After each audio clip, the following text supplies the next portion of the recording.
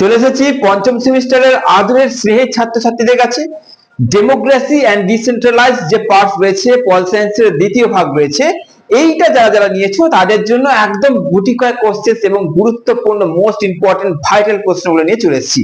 এই প্রশ্নগুলো যদি করতে পারছো তাহলে এই চ্যাপ্টার বা এই অধ্যায় বা এই বিষয়টা নিয়ে কোনো রকম আর তোমার চিন্তা করার দরকার নেই, কোনো রকম চিন্তা করতে হবে না। এই যে কোশ্চেন্স গুলো দেওয়া হয়েছে, কোশ্চেন্স গুলো অত্যন্ত বাছাই করে এবং গুরুত্বপূর্ণ প্রশ্ন, গুরুত্বপূর্ণ মানে হচ্ছে পরীক্ষায় আসার সম্ভাবনা রয়েছে এমন প্রশ্ন, অর্থাৎ 90% চান্স রয়েছে যে এই কোশ্চেন্স গুলো তোমাদের পরীক্ষা প্রশ্নপত্র যখন উল্টাবে তুমি পেয়ে যাচ্ছ।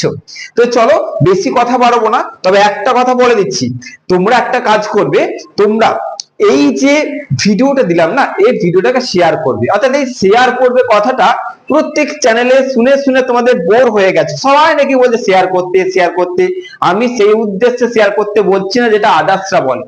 আমি যেমন, তুমি আজকে ভিডিওটা পেয়েছো, তুমি যদি চাও যে এই পার্টটা আদার্সরা পাক, এবং আমি শেয়ার করতে বলার সব থেকে বড় কারণ হচ্ছে পরিষ্কারভাবে ফিফথ সেমিস্টারের সাজেশন কোনো প্ল্যাটফর্মে আপলোড হয় না পরিষ্কারভাবে যে এইটা কিসের, এবং যদি পল সায়েন্সের এটা হলো, পল সায়েন্সের আরেকটা পার্ট কবে আপলোড হবে, বাংলার এটা হয়েছে, বাংলার তাহলে আরেকটা পার্ট কবে আপলোড হবে। এইখানেই একমাত্র পরিষ্কার করে প্রত্যেকটা বিষয়ে সাজেশন আপলোড হয় এইখানে। তার জন্যই তোমাদের বলে দিচ্ছি, তোমাদের একটাই কাজ, সব কটা সাজেশন যেটা আপলোড হবে তোমার সেই সাজেশন বা তোমার সেই বিষয় থাকুক বা না থাকুক, তুমি শেয়ার করে দেবে। ওকে, এইটা একটু আমার জন্য করো, যাতে তোমরা সমস্ত রকম সাজেশন পাও। দেখা গেল তোমার কোনো বন্ধু তোমাকে শেয়ার করলো আমার কোনো ভিডিও, যেটা তুমি খুঁজছিলে কিন্তু পাচ্ছিলে না, কিন্তু সে শেয়ার করলো, তুমি তো পেয়ে গেলে। এই জিনিসটাই তোমার দ্বারা কারোর উপকার হতে পারে, তার জন্যই বলছি শেয়ারটা করো, ব্যাস। চলো শুরু করে দিই। ডেমোক্রেসি এন্ড ডিসেন্ট্রালাইজ যে পার্ট রয়েছে, অর্থাৎ তোমাদের এই পার্টটা নিয়ে, অর্থাৎ পল সায়েন্সের দ্বিতীয় ভাগ নিয়ে, সেটা নিয়ে আলোচনা করা যাক। কোশ্চেন গুলো খাতায় তুলে নাও, রেডি করে নাও, শুরু করে দিই। যে কটা কোশ্চেন তোমাদের বলে দিচ্ছি, সেই কটা কোশ্চেন যদি রেডি থাকে, অর্থাৎ তোমরা যদি করেও থাকো, যে আজকে বলছি এরকমটা নয়, তোমাদের করা ছিল, দু তিনটে করেছো বা করে রেখেছো, তো ভালো কথা। আর যেগুলো করা ছিল না সেগুলো আজকে বলে দিচ্ছি, করে নেবে। এই বিষয়টা নিয়ে পুরোপুরি চিন্তা ক্লিয়ার। চলো প্রথম যে কোশ্চেনটা করবে, বিকেন্দ্রীভূত শাসন ব্যবস্থা বলতে কি বোঝো।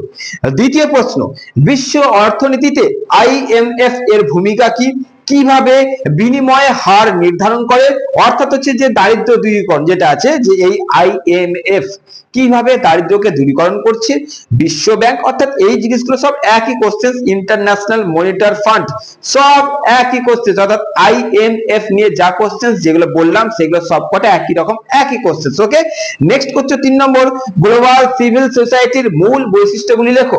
4 নম্বর, সমসাময়িক বিশ্বে এনজিও এর, অর্থাৎ নন গভর্নমেন্ট, অর্থাৎ অসরকারি যে ফান্ড বা সংস্থাগুলো আছে তাদের ভূমিকা কি।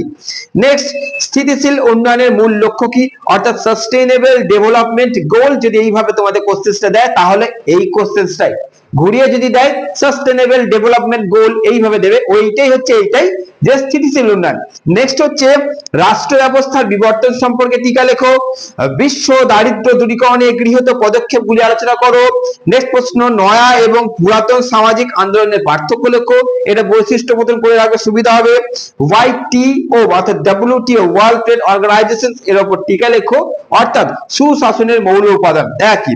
নেক্সট, বিশ্বায়ন এবং নব্য সামাজিক আন্দোলনের প্রেক্ষিতে উদ্ভূত রাষ্ট্র নাগরিক সমাজের সম্পর্কে বিবিধ দিকগুলি আলোচনা করো। নেক্সট, বিশ্ব রাজনীতিতে ব্রেটন উডস এর কর্মসূচির মূল লক্ষ্য কি। তুমি কি মনে করো বিশ্বায়ন ভূকেন্দ্রিক সার্বভৌমিকতার ধারণাটিকে অপ্রাসঙ্গিক করে তুলেছে, আলোচনা করো। বিশ্ব অর্থনীতির একটি গুরুত্বপূর্ণ কারক হিসেবে বহুজাতিক সংস্থা এমএনসি এর ভূমিকা আলোচনা করো। নেক্সট, বিশ্বব্যাপী দারিদ্র মোকাবিলার সব থেকে বড় সমস্যাগুলি আলোচনা করো। এই কটা প্রশ্ন হচ্ছে ডেমোক্রেসি এন্ড ডিসেন্ট্রালাইজ থেকে তোমাদের দিলাম।